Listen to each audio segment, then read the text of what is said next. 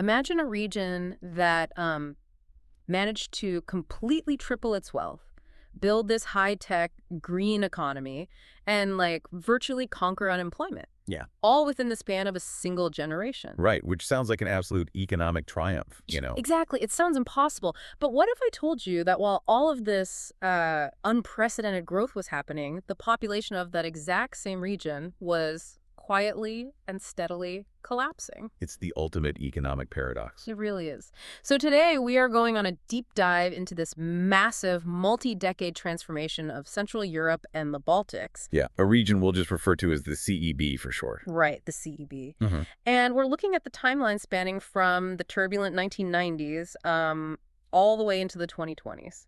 And, I mean, the materials we have to guide us through this transition are just incredibly rare. Yeah, tell them what we're looking at, because it's not a normal book. No, not at all. We're not looking at, like, a polished memoir or some generalized history textbook. We are working from an extremely specific 15-page academic presentation outline. And this outline, it was written as, like, a literal instruction manual for an expert graphic designer. Yeah, it dictates exactly how this region's socioeconomic data must be visualized. Exactly. And backing up that design document are thousands of rows of raw macroeconomic, demographic, and environmental data set We're files. talking granular line-by-line indicators here. Right, like World Bank level data. And what's wild is that the designer's instructions, they actually set the tone for everything we're going to discuss today. Oh, absolutely. The global design instructions on this thing are so strict. Yeah, they demand this minimalist academic style. Pure what? Backgrounds. The hex code is literally FFFFFF. Right. And deep gray, academic blue, and a calm red. And there is an explicit, absolute ban on any 3D graphics. No 3D graphics, no bright fluorescent colors, no complex decorative images. Yeah, the author of this presentation wanted the sheer, unembellished scale of the numbers to speak for themselves. They explicitly state that charts should take up at least 60% of every slide. With high information density text, so it makes sense even without a speaker. Exactly. And, for anyone listening right now, whether you're in the United States or Western Europe or East Asia, this data acts as a crystal ball. A crystal ball, right? Because this specific region hit the demographic wall first. Yes, which means they are currently testing the economic and social solutions that, frankly, the rest of the developed world is going to be forced to live with over the next 10 to 20 years. So that's the real mission of our deep dive today. Yeah. We're going to unpack this raw data and translate those stark designer instructions into the presentation's 4 core narratives. Right, and slide 2 of the outline lays those out perfectly in a 4-grid infographic. Yeah, without background boxes, just separated by thin lines. It's very clean. The 4 narratives are the economic takeoff, the demographic challenge, the shifting social capital, and the green decoupling. But we aren't just going to read you the numbers. We need to extract the underlying mechanisms. Right, we have to understand the how and the why behind a society that completely rewired its own destiny. And to understand any massive societal shift, I mean, you really have to start by looking at the wallet. Oh, 100%. You cannot fund sweeping healthcare reforms or build universities or, construct green energy grids without an immense amount of capital. Exactly. So we begin with the economic engine that paid for this entire transition. This is slide 3 in the deck, right? Yeah, slide 3. The presentation simply calls it the economic takeoff. And the visual for this is a thick, dark blue line chart. Right, and the raw data on this is staggering when you consider the starting line. Because in the early 1990s, the CEB region was just emerging from decades of planned economies. Yeah, their heavy industries were largely obsolete on the global market, the supply chains were fractured, and inflation was rampant in a lot of areas. So the data shows their gross domestic product per capita, and this is measured in constant 2015 US dollars, was sitting around $6,751. Right. And fast forward to the 2020s, and that number breaks the $19,000 barrier. Wow. Yeah, that is nearly a 3-fold increase in real terms. And the designer specifically asks for a prominent gray upward-pointing arrow to emphasize this jump. Yeah, it represents an incredibly rapid convergence with Western European living standards. And actually, the data set includes another metric called purchasing power parity, or PPP, which paints an even more dramatic picture. Oh, the PPP data is... Yeah, the PPP GDP per capita soared past the $42,000 mark. But, before we just throw that number out there, we should probably define what purchasing power parity actually means for you. the average person living through this transition. Okay, let's unpack this. What is it? So PPP is an economic tool used to adjust output numbers to reflect the actual cost of living in a specific place. Right, so it factors in local prices. Exactly. Let's say you have a single U.S. dollar. In the mid-90s, converting that dollar might buy you a significant amount of groceries or cover a meaningful fraction of your rent in a city like Warsaw or Riga. Whereas that exact same dollar would barely buy you a cup of coffee in New York or London. Exactly. So when we say the PPP GDP per capita across $42,000, we are factoring in that local price advantage. It means the average citizen's actual lived experience of wealth, like their ability to afford quality housing, buy imported consumer goods, and access modern services, it underwent a total revolution. Yeah, they didn't just get more money on paper. Their entire standard of living fundamentally modernized. It feels akin to watching a scrappy garage startup evolve into a Fortune 500 company in just 30 years. That's a great way to put it. But this raises a critical question about the mechanics of that growth. Like, was this just a natural, inevitable bounce back? What do you mean? Like a spring that had been compressed for decades during the Cold War, and once it was released, it just naturally expanded to its proper length. Oh, I see. Or did these nations have to fundamentally dismantle and rebuild the mechanics of their economies? Right. Was it just catching up or a total rebuild? Well, what's fascinating here is that the data strongly points to a fundamental rebuild. Yeah. Yeah. The spring analogy implies that the capacity was always there, just waiting to be utilized. But the reality is that the factories, the management structures, and the trade networks of the early 90s were completely incompatible with the global market. So they had to be replaced entirely. Completely. And the engine behind this threefold increase in wealth was a deep structural integration into global value chains. Which brings us to slide 4.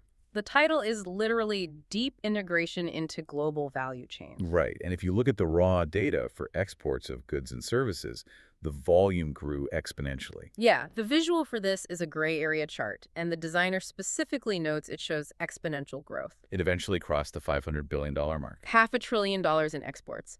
And there's an instruction to draw a circle around that 500 billion mark and label it deep trade integration. Because they stopped producing isolated goods for a closed system, and they became an integral factory floor. And later a high-tech service center. That's exactly, for the European Union and the broader global market. The presentation outlines a specific visual to explain how this happened. They call it the dual drive model. Trade and foreign direct investment acting in tandem. Yeah, the designer notes ask for a combination chart. So you have that gray area chart showing the export rocket ship, and then a line chart layered right on top of it. And that line chart shows the net outflows of foreign direct investment, or FDI, as a percentage of GDP.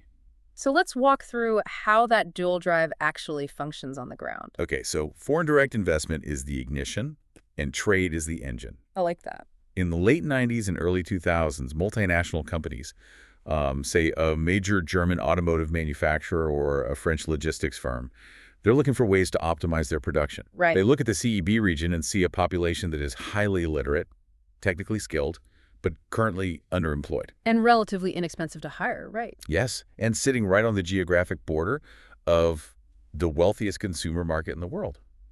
So they deploy FDI. But they aren't just buying stocks. No, direct investment means they are pouring concrete. Wow. Yeah, they are building state-of-the-art manufacturing plants, upgrading rail lines, establishing advanced IT support hubs. They're literally constructing the physical and digital infrastructure of modern production from scratch. Yes, and once that physical infrastructure is operational, the second part of the drive kicks in. The trade part. Exactly. The local workforce uses those new, foreign-funded facilities to produce modern cars, electronics, software, which are then exported right back out to the global market. And that export activity generates the ongoing revenue, the trade component. The FDI builds the capacity, and the trade generates the cash flow. It creates this massive, self-reinforcing feedback loop. Right. The more they export, the more foreign companies want to invest, which builds more capacity to export even more. And what really stands out in the data set is how resilient this specific model made them. Oh, this is fascinating. The designer notes explicitly instruct the graphic artist to highlight two specific nodes on the timeline with red dashed circles. The 2008 financial crisis and the 2020 pandemic. Yeah, and the notes actually labeled 2008 as a macroeconomic stress test. A stress test is the perfect term for it. During the 2008 global financial meltdown, credit froze and consumer demand plummeted worldwide. Right.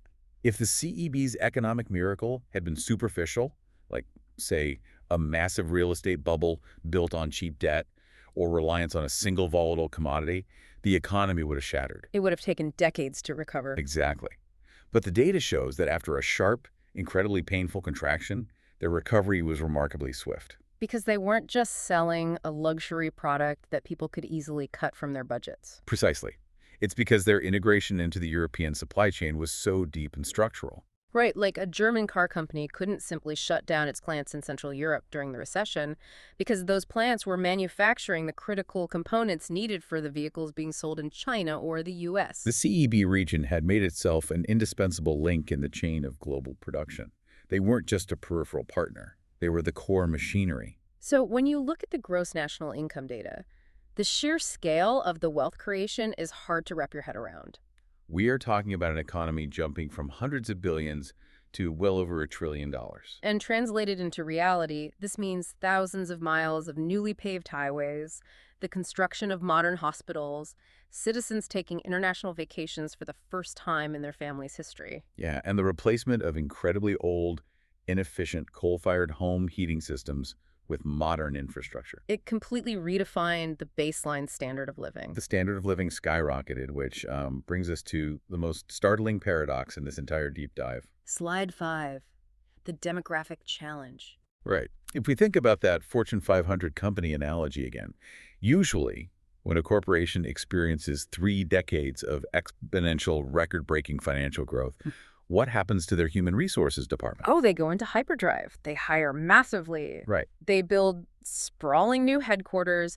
They recruit from universities globally, and their total headcount just explodes. Exactly. In almost every historical economic model, massive growth in revenue correlates directly with a massive expansion of the workforce. You need more people to run more machines and manage more logistics. But in the CB region, the exact opposite scenario played out. It's so weird. While the GDP was climbing to unprecedented heights, the workforce wasn't expanding, it was vanishing. This transitions us into a really fascinating and, frankly, a somewhat dark reality. The presentation labels this the demographic challenge, but looking at the numbers, it feels more like a silent crisis. Yeah. The designer's instructions for this section, slide 5, call for a bar chart entirely shaded in deep red, with the bars dipping into negative territory. And there's a heavy downward-pointing flat arrow with a red horizontal dashed line drawn below the zero axis. Yeah, to visually represent a state of continuous negative population growth. And the raw demographic dataset backs up that stark visual with chilling consistency. What are the numbers exactly? We are looking at annual population growth rates hovering steadily between negative 0.1% and negative 0.7%, year after year, decade after decade. Wow. The total population of this region shrank from over 96 million people down to significantly lower brackets. It is a profound historical anomaly. You have bank accounts swelling, skyscrapers going up, foreign investment pouring in, and yet the actual cities, towns, and rural villages were literally emptying out. To really grasp why a shrinking population is such an economic terror, we have to look at slide 6, a concept the presentation calls the structural intersection. The designer asks for a cross lines chart here. Yes. One line represents the youth dependency ratio, which is gray, and the other line represents the old age dependency ratio, which is blue. But before we look at where those lines cross, we need to clearly define what a dependency ratio actually is in macroeconomics. Okay, so a dependency ratio is a way of measuring the economic pressure on the working age population. Right. You take the number of people who are generally not in the labor force, so children under 15 and retirees over 65, and you divide that by the number of active working age adults. Got it. The youth dependency ratio measures the burden of childcare, pediatric health care, and public education. The old age dependency ratio measures the burden of state pensions, elder care, and the massive healthcare costs associated with aging. And the data visual shows the gray youth line trending downward while the blue old age line rockets upward. Exactly. And the designer explicitly instructs the artist to draw a bold circle right at the historical moment where those two lines violently cross paths. The structural crossover point. And the raw numbers behind that crossing point are deeply concerning. The old age dependency ratio surged from a very manageable 11.3% in the early 90s to a staggering 26.6% by the 2020s. That is a massive jump. Let's ground this in a practical metaphor for you, the listener. Imagine building a massive, State-of-the-art automated factory. Oh, right. You have the best machinery in the world, the supply lines are perfect, and the orders are rolling in. Right. But you forgot to build roads to bring the workers in, and the workers you do have are all approaching retirement age. The machines are perfect, the demand is high, but the factory floor is becoming increasingly empty. That's a great visual. If the economy is booming, but the population is simultaneously shrinking and aging at this rapid pace, who is actually generating the tax revenue to keep the lights on? That is the exact structural nightmare keeping economists awake at night. Yeah. When the financial burden of funding pensions and geriatric health care completely surpasses the cost of raising the next generation, you are placing immense, crushing pressure on the entire Social Security apparatus. Because you have a smaller and smaller pool of working-age adults being taxed at higher rates. Exactly, to support a rapidly expanding pool of retirees who are living longer than ever before. We really need to drill down into the mechanisms causing this. Like, why is this happening so aggressively in this specific region? Well, the sources point to a brutal combination of two different demographic forces colliding at the exact same time. Okay, what's the first one? First, you have the collapse in fertility rates. People simply started having fewer children. Now, we know this happens in almost all economies as they transition from agrarian or heavy industrial bases to high-income service economies, right? Yeah. As education levels rise, especially for women, and as the cost of raising a child in an urban environment increases, birth rates naturally tend to fall. It's pretty standard. But the CEB region didn't just experience a drop in births. They got hit with a massive secondary shock. The emigration shock. Exactly. This is the unique variable in the CEB's equation. Right, because when the region successfully integrated into the European Union, it eventually led to the opening of borders for labor mobility. Suddenly, a brilliant 22-year-old structural engineer in the Baltics, or a highly trained intensive care nurse in Central Europe, was no longer confined to their local labor market. They could legally and easily pack a bag and move to London, Berlin, or Dublin. Where the wages were still significantly higher and the currencies were stronger? It is a profound brain drain, but also a youth drain. Yeah. You have a natural drop in new births combined with a mass voluntary exodus of the prime working-age childbearing demographic. It's a double hit. You can almost feel the weight of this when you think about the rural areas. Imagine entire provincial villages where the local high school has closed due to lack of students. The young adults have all moved to Western Europe to work in tech or healthcare, and the only people left are retirees relying on pensions sent from the capital. And yet, defying all traditional economic logic, the GDP of the region as a whole keeps climbing. Right, which is so weird. In a traditional mid-20th century industrial economy, that dynamic would be mathematically impossible. If your entire economic model relies on the sheer volume of people swinging hammers, mining coal, or working assembly lines, a shrinking workforce guarantees a shrinking economic output. You simply build fewer things. But the CEB region didn't remain a traditional industrial economy. They managed to decouple their economic growth from their raw population size. And this introduces the third major narrative of the presentation, slides 7 through 10, the human capital renaissance. The underlying logic here is fascinating. The presentation essentially argues that if a nation has fewer people, the only mathematical way to maintain that Fortune 500 level economic growth is if every single remaining individual becomes exponentially more productive. They can't rely on quantity anymore, so they have to ruthlessly optimize for quality. Exactly. The population has to become significantly healthier, live much longer, and achieve vastly higher levels of education. And the dataset proves they achieved exactly that, starting with their baseline physical health on slide 7. Right. The designer instructions for this section ask for a dual-line chart tracking life expectancy over the 30-year period. The raw files show a steady, undeniable upward trajectory across the board. But there is a massive discrepancy hidden in those life expectancy numbers that immediately caught my eye. Yes. The data reveals a fascinating and honestly quite shocking gender gap. It's really pronounced. Women in the region have successfully crossed the 80-year life expectancy mark, aligning perfectly with the highest global standards. The line for women is deep red. But the deep blue line for men, the male life expectancy is hovering down around 74 years. That is a roughly 6-year gap in life expectancy between genders. The designer even asks for a gray, two-way vertical arrow to explicitly highlight this specific gulf. We have to unpack the why here. Right. What is driving a 6-year difference in mortality? Yeah, why are the men dying so much younger? It is a very complex sociological indicator, and it speaks to the hidden traumas of the economic transition itself. Okay. When these economies shifted in the 1990s, the heavy industrial sectors, like mining, metallurgy, massive Soviet-style manufacturing plants, they were the first to collapse. And those were overwhelmingly male-dominated professions. Exactly. So you had an entire generation of men who suddenly lost their livelihoods, their social status, and their economic certainty. Wow. This led to severe historical stress factors: higher rates of alcohol and tobacco consumption, cardiovascular disease, and a general reluctance to seek preventative medical care. While the women, conversely, were often situated in the service sectors, administration, or light manufacturing, which adapted much more quickly to the new market realities. Right. And furthermore, women historically demonstrate much higher rates of proactive healthcare-seeking behavior. So the men absorbed the blunt force trauma of the industrial collapse, while the women were better positioned to navigate the transition into the modern service economy. But despite that tragic gap, the overall baseline of health for the entire society skyrocketed.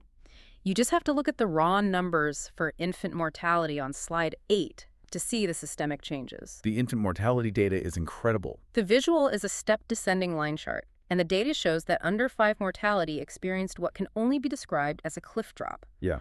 In the early 90s, the dataset shows nearly 19.4 deaths per 1,000 live births. When you extrapolate that against the population, we are talking about tens of thousands of children dying before their 5th birthday every single year. Heartbreaking. But by the 2020s, that rate plummeted to around 4.7 per 1,000. The designer literally asks for circles at the start and end points, connected by a steep downward arrow labeled direct results of universal basic healthcare. And dropping infant mortality by that magnitude is not achieved by inventing a single new drug or building one nice hospital in the capital city. No. It requires a systemic, invisible web of infrastructure. What does that look like in practice? It means the rural water tables were purified to prevent gastrointestinal diseases. It means universal access to advanced prenatal screening to catch complications before birth. Right. It means establishing cold chain logistics networks so that vaccines can be safely distributed to remote towns without spoiling. And just like paving the road so an ambulance can actually reach a rural clinic in time. Exactly. A drop from 19.4 to 4.7 is the ultimate, undeniable statistical proof that a society has successfully built a developed world safety net. The dataset actually tracks the granular medical data, and you can see the number of complex surgical procedures climbing into the thousands per 100,000 people. They successfully built a healthcare infrastructure that kept their shrinking population alive, healthy, and capable of working much longer. But a healthy population isn't enough to drive a high-tech knowledge economy. You need an incredibly high level of skill. Which brings us to the data on education. Slide 9. And this is where my jaw genuinely dropped when reading the dataset. You are referring to the tertiary education gross enrollment figures. Yes. Tertiary education, meaning universities, advanced technical colleges, and postgraduate studies. The visual here is a comparative bar chart. And overall enrollment across the region skyrocketed as they shifted away from manual labor. But it did so in a wildly uneven manner. The designer notes call for this chart to specifically highlight the gender division. Because female enrollment in higher education surged past the 80% mark. They are utterly, completely dominating the university systems. There's a big blue upward arrow over the women's column. While male enrollment, on the other hand, sits just over 50%. A 30% gap in higher education attainment between genders. It's an incredibly rare phenomenon in historical economic transitions. We have to look at the mechanics of the labor market to understand why young men and young women made such drastically different choices. Let's break that down. Why did half the men stop at high school or basic vocational training, while 8 out of 10 women pursued advanced degrees? It actually goes back to the structure of the FDI we discussed earlier. The foreign investment. Right. When foreign companies first started building factories in the region, there was a massive demand for skilled trades like welders, machinists, logistics operators, assembly line technicians. Okay, yeah.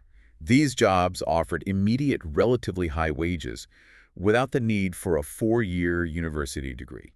So young men disproportionately took these jobs, opting for immediate economic security. Yes. While young women, perhaps finding fewer opportunities on the heavy manufacturing floor, disproportionately entered the university system to train for the rising knowledge economy. Like finance, law, medicine, human resources, and IT management. Exactly. The men took the jobs of the present, while the women trained for the jobs of the future. And here is where it gets absolutely fascinating. If we treat this region as a laboratory for the future, right? If women are vastly, overwhelmingly outpacing men in the knowledge accumulation phase of life, what happens next? Well, human capital is the primary currency of a modern economy. Right. If 80% of the women hold the advanced degrees, they are the ones who are going to be founding the artificial intelligence startups. And writing the complex financial legislation. Yes, and managing the sprawling hospital networks and directing the multinational corporations that are running that massive export engine. That 30% gap is going to completely rewire corporate leadership, political representation, and traditional family dynamics in the CEB region over the next 2 decades. It creates a fundamental shift in societal power structures. And while this massive wave of education was happening, the labor market itself was undergoing a radical shock, which is slide 10. Right, the labor market resilience chart. It's a gray area chart with a dark gray line. The data set tracks the total unemployment rate over the 30-year timeline. During the most volatile periods of the economic transition, unemployment peaked above 13%. Which represents massive social instability. The designer wants a red circle drawn right at that peak, labeled economic cycle shock. But fast forward to recent years, and the unemployment rate has plummeted to historical lows, hovering around 4%. And there's a blue circle there labeled labor shortage and full employment. Now, a politician would look at a drop from 13% to 4% and declare a massive victory for job creation. Of course they would. And yes, a vibrant economy creates jobs, but given everything we've just discussed about the demographics, we have to look at that 4% number through a completely different lens. A 4% unemployment rate in a rapidly growing, shrinking economy is not just a sign of success. It is a glaring, flashing warning light indicating a severe labor shortage. It's the friction point. It's not just that there is an abundance of jobs, it's that there is a critical scarcity of people left to fill them. Right. The total population shrank due to low birth rates. The most ambitious youth emigrated to Western Europe. The older generation retired. And the young people who stayed are highly educated and demanding high-skill, high-wage jobs. So the labor market is absolutely screaming for workers. Employers are fighting tooth and nail over every single able-bodied, educated person. The low unemployment rate is the sound of the economic engine redlining. They have successfully built this trillion-dollar, globally integrated machine, but they're running dangerously low on the human fuel required to operate it at maximum capacity. It paints this incredibly vivid, almost science fiction-like picture for the listener. It really does. Imagine a society where the women are highly educated octogenarians running the complex architecture of a knowledge economy, while the physical labor market is so incredibly tight that companies are desperately automating everything they can just to keep the lights on. It is a complete and total inversion of their 1990s reality, which was defined by high unemployment, industrial decay, and a surplus of manual labor. It's a total metamorphosis of human capital. But there is one more vital dimension to this transformation. And historically speaking, it is the most difficult achievement for any developing nation to pull off. Which brings us to the fourth and final core narrative. Slide 11, the green decoupling. And the institutional anchors. Right. Historically, let's be completely honest, getting rich and industrializing meant filling the sky with toxic smog. It has been the absolute rule of economic development. The Industrial Revolution in 19th century Britain, the rise of the American manufacturing belt in the 20th century, the rapid, explosive growth of East Asia in the 21st century. It all came with a heavy, deadly environmental price tag. The equation was simple. You burned massive amounts of coal, you produced steel and concrete, you got rich, and your citizens breathed ash. So the ultimate question for our data set is, did the CEB region trade its environmental health for its $19,000 per capita GDP? And the environmental data tells a truly remarkable story. It introduces a concept that is the holy grail of modern economics. Slide 11 features what the designer calls the scissors graph. Yeah, the notes are very specific here. They want the artist to place a literal wide-open scissors graphic right in the center of the chart. To illustrate a macroeconomic phenomenon called absolute decoupling. Absolute decoupling. Let's make sure that concept is crystal clear. What do the two blades of these scissors represent? The upward pointing blade, represented by a blue line on the chart, tracks GDP growth. As we've extensively covered, their wealth is skyrocketing. Right. The downward pointing blade, represented by a green line, tracks total carbon dioxide emissions, specifically excluding LULUCF, which is land use stuff. Okay, so in a standard developing economy, those lines move together. More money means more pollution. Exactly. There's also a concept called relative decoupling, where the economy grows fast and pollution still grows, but just at a slower rate. But absolute decoupling is the rare scenario where an economy expands massively, while its total environmental impact actually shrinks in absolute terms year over year. The blades move in completely opposite directions. Achieving absolute decoupling while tripling your GDP is incredibly rare globally. Usually, if you produce 3 times as much wealth, you are burning at least twice as much fuel to power the factories and heat the larger homes. But looking at the raw CSV files for greenhouse gases, the carbon output from the power industry dropped massively. One metric that stands out is fugitive emissions. The data shows fugitive emissions dropping from over 66 megatons down into the 30s. But before we analyze that drop, we should define what a fugitive emission actually is. Good idea. What is it? Fugitive emissions are essentially the leaks and unintentional venting of greenhouse gases during the extraction, processing, and transportation of fossil fuels. Oh, like gas leaks. Yeah, think of the massive decaying network of Soviet-era natural gas pipelines, or outdated coal mines that vent methane directly into the atmosphere without capturing it. It is pure wasted pollution that doesn't even generate electricity. Exactly. So dropping those emissions by half means they physically went in and rebuilt or sealed the energy infrastructure. Another massive reduction came from building emissions, which dropped from a peak of 261 megatons down to 82 megatons. Which is a huge drop. Yeah. How do you slash the emissions of millions of buildings by over 60% while the population is getting wealthier and presumably living in larger spaces? Well, you have to picture the reality of the housing stock in the early 90s. Okay. You had millions of people living in hastily constructed concrete panel housing blocks from the communist era. These buildings had virtually zero insulation, single-pane windows, and they were often heated by incredibly inefficient, centralized coal-fired district heating plants. Oh, wow. The heat was turned on for the whole city at once, and if your apartment got too hot, your only thermostat was to literally open a window in the middle of winter. That is so inefficient. The drop to 82 megatons represents a massive, multi-decade campaign of retrofitting. They wrapped those concrete buildings in modern thermal insulation, installed double-pane glass, and replaced the centralized coal plants with highly efficient decentralized heat pumps and modern gas boilers. It's an absolute engineering triumph.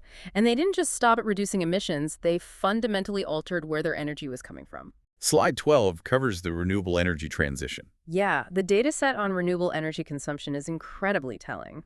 In the early 90s, renewables, mostly legacy hydroelectric dams, accounted for a meager 4.1% of their total energy mix. But by the end of the timeline, that figure had jumped to 17.1%, and the trajectory is steeply upward. The designer wants that 17.1% bar highlighted in dark blue with an upward arrow. Because they integrated their power grids with the broader European market, allowing them to import wind and solar power while heavily subsidizing their own domestic green energy production. And it goes beyond just the energy grid. The data shows they are actively repairing the natural landscape. Slide 13 is dedicated to ecological restoration. I love the visual for this one. The designer asks for an array of minimalist tree icons combined with a line chart to represent land use changes. The raw data indicates that total forest cover expanded from 27.7% of the region's total land area to nearly 34.6%. There's a little green upward arrow tracking that steady linear growth. Through a combination of agricultural modernization, which requires less land to produce more food, and strict environmental protection policies, they are literally re-greening the map while getting richer. But this brings us to the ultimate functional question. How do they do it? Yes. How is any of this possible?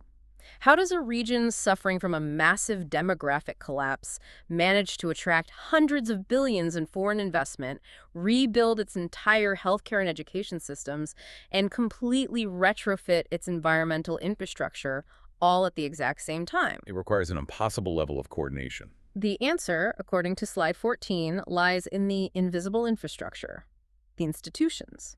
The institutional data is the skeleton key that unlocks this entire deep dive.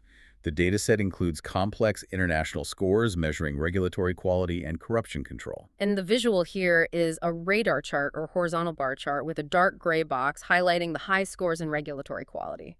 Over the 30-year period, the CEB region saw these specific scores rise dramatically. Economists refer to this as the institutional dividend of aligning with European Union standards. Let's use a mechanical metaphor to explain this to the listener. Think of a nation's economy like a computer system. Okay. You can go out and buy the absolute best hardware in the world. You can build massive new automotive factories, graduate brilliant engineers, and construct shiny new power grids. Right. But if your computer's operating system is full of malicious bugs, like if there is systemic corruption, arbitrary and unpredictable regulations, or a court system that refuses to enforce legal contracts, the whole system is going to crash. The perfect hardware is completely useless without a stable, secure operating system. Exactly. That is the perfect way to visualize it. Transparent, predictable governance is the operating system that makes foreign investment possible. Think about that German automaker from earlier looking to build a billion-euro plant.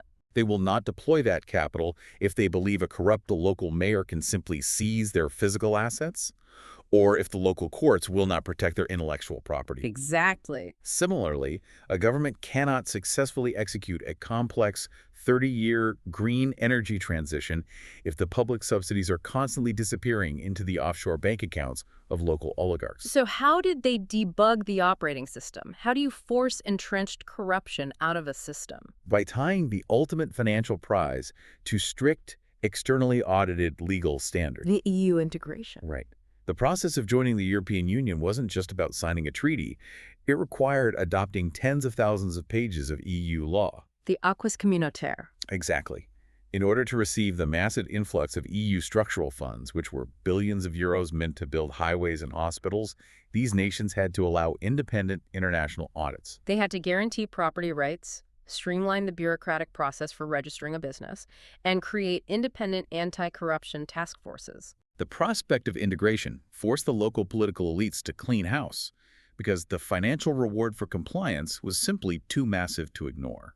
It is a brilliant, interconnected web of reform.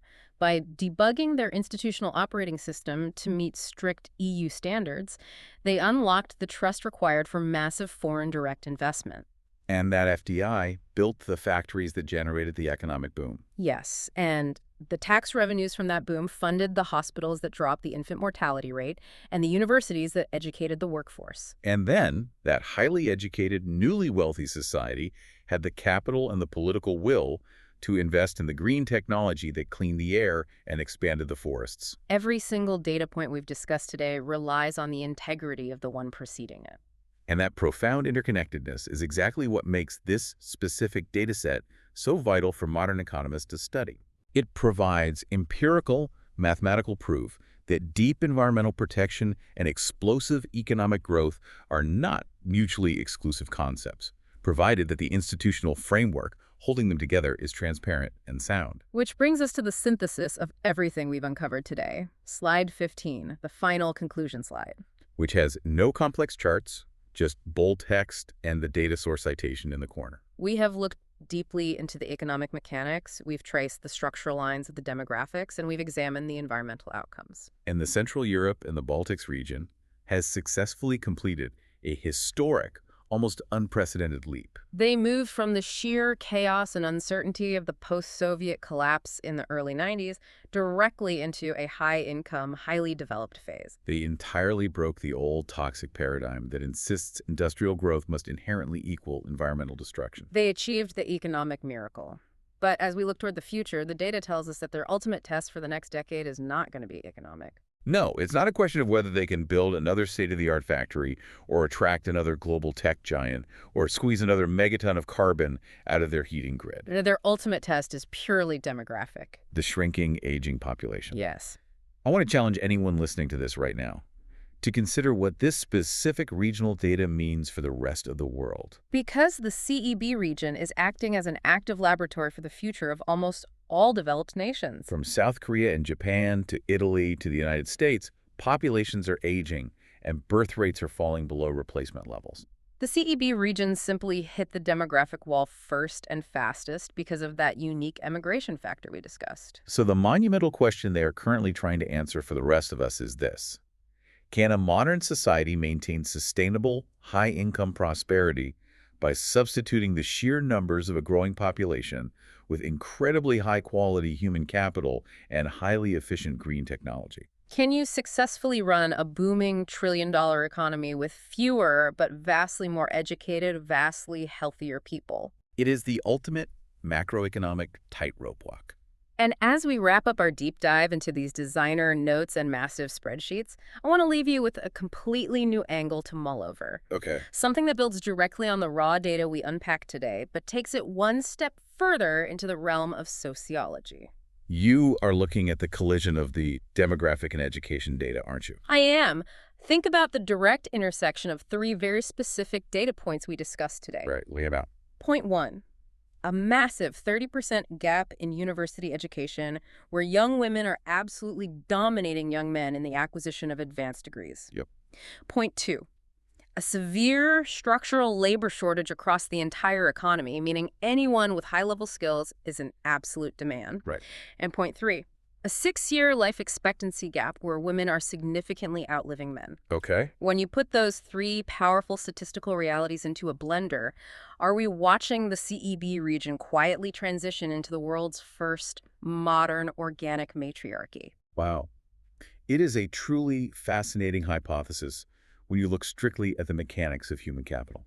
And the most incredible part is that this wouldn't happen through a political revolution. It's not happening through some ideological decree or social movement. No, it is happening simply by the sheer, undeniable force of demographics and market demands. The women in this region are quite literally outliving, outlearning, and outqualifying the men to run the highest levels of the knowledge economy. When 80% of the advanced degrees belong to women, and the multinational corporations and government agencies are desperate for highly skilled, highly educated leaders to navigate a complex global market, the outcome is mathematically inevitable. Exactly. The people with the longest lifespans and the highest qualifications will end up holding the levers of structural power. It completely reframes how we must think about the future of power dynamics, corporate leadership, and societal structure in rapidly aging, highly developed societies. It changes everything. Think about that the next time you look at a seemingly dry demographic chart or an academic presentation. What looks like a simple flat arrow on a pure white background dictated by a designer's minimalist notes might just be the blueprint of a society entirely reinventing what it means to be a modern nation.